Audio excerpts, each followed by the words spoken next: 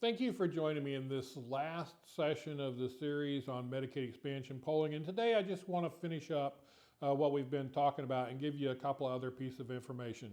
You've heard the polling. The polling by Republicans is overwhelmingly against Medicaid expansion.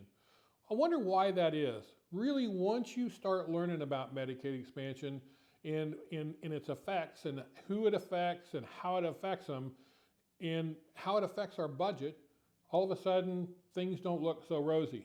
Well, let me give you a couple of facts that I think will bring it home. In all of the states who have expanded Medicaid, on average, they have been off 110% on the number who would be eligible and would enroll in Medicaid. 110%.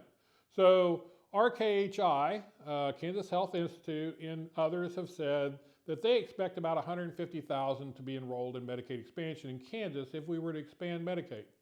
Well, just take that figure, 150,000 times 110%. We would be well north of $300,000. So if we currently say it's going to cost $47 million the first year for Medicaid expansion, and we go 110% over, now we're approaching 100 million. And in actuality, we're already at 100 million because they use offsets to get to that 47 million.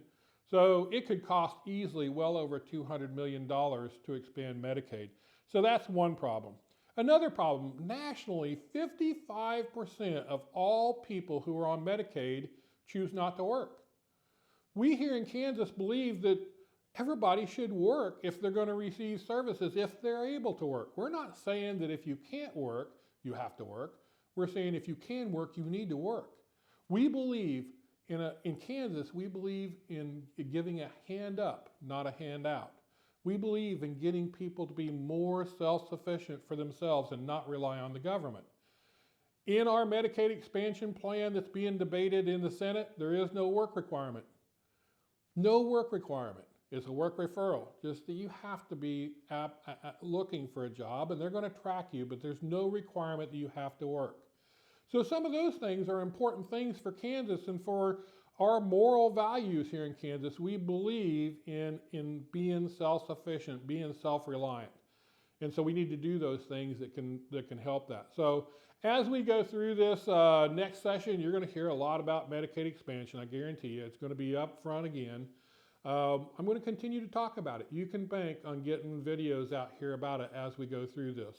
So stay tuned. I hope you've enjoyed this series. I hope you understand more just what people think of Medicaid expansion, and it's not what the advocates have said, that 70% of the people in Kansas want Medicaid expansion. It's simply not true. So thank you very much for your time. Stay tuned. Look forward to it.